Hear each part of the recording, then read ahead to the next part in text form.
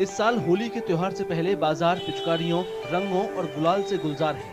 हर किसी की दिलचस्पी इस बात में जरूर होगी कि आखिर रंगों के इस त्योहार की शुरुआत कैसे हुई। मशहूर इतिहासकार प्रोफेसर इरफान हबीब और अलीगढ़ मुस्लिम विश्वविद्यालय की उर्दू अकादमी के पूर्व निदेशक राहत अबरार होली के सफर को याद दिलाते हैं। इरफान हबीब के मुताबिक पिस्टल लगी हुई सिरिंज जैसी पिचकारी का इस्तेमाल उत्तर भारत से पहले दक्षिण भारत में पहली बार किया गया था। कि दक्कनी पेंटिंग में जो दक्कन मतलब इसकी महाराष्ट्र और तेलंगाना के एरिया में की जो पेंटिंग है उसमें तो ये 16वीं शताब्दी से हमने मिलने लगी, लेकिन मुगल पेंटिंग में ये 17वीं शताब्दी से, कुछ जहांगीर के ज़माने से हमको ये मिलती है। तो सर कह सकते हैं कि जहांगीर के ज़माने में बांस की यानी लकड़ी की पिचकारी का इस्तेमाल किया जाता था? नहीं, लकड़ी की नहीं थी, मेटल की थी। हबीब बताते हैं कि होली पर एक दूसरे पर रंग डालने के लिए जानवरों की सींग का भी इस्तेमाल किया जाता था।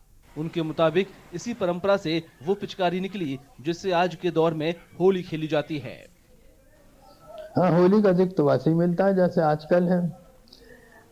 मुगल बादशाहों में जैसे मैंने कहा, मैंने पेंटिंग मोहम्मद शाह की तो देखी है होली खेलते हुए, लेकिन अकबर और जहांगीर के ज़माने में क्या होता है कह नहीं सकते। आमतौर से यही होता था कि राजा महाराजाओं के इस पे पाथरे पर रंग उनके जो दरबारी होते थे लगा देते थे।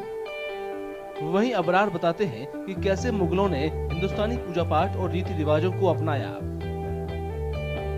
मुगलिया में उन्होंने पूरे हिंदुस्तान की रस्में, रीति रिवाजों को अपनाया।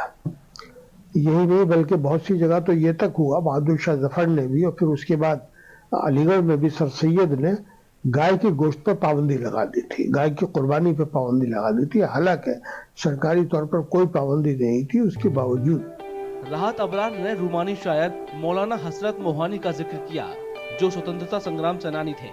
उन्हें इंकलाब जिंदाबाद जैसे शब्द गढ़ने के लिए जाना जाता है। वो बुनियादी तौर पर रोमानी शायर थे और उनको रोमांटिक इश्क था और कृष्ण को वो अपना बिल्कुल वो है मानते थे। और उन्होंने एक शेर भी है, हसरत की भी कबूल मथुरा में हाजिरी। तो वो उनके यहाँ रंगों का कोई वो नहीं है कि भाई जो ठीक है होली का रंग है, अब जो मैं जोहर की नमाज का वक्त हो गया तो नमाज भी पढ़ रहे हैं। तो क्योंकि मौलाना भी थे वो मौलाना हसरत मोहानी और फ्रीडम फाइटर थे, इंडिया की जो कॉन्स्टिट्यूशन है उस पर उनके दस्तखत मौजूद है। हसरत मोहानी के साहित्य में भगवान कृष्ण के लिए अपार प्रेम और श्रद्धा साफ तौर पर दिखती है। होली का त्योहार इस साल 25 मार्च को मनाया जाएगा।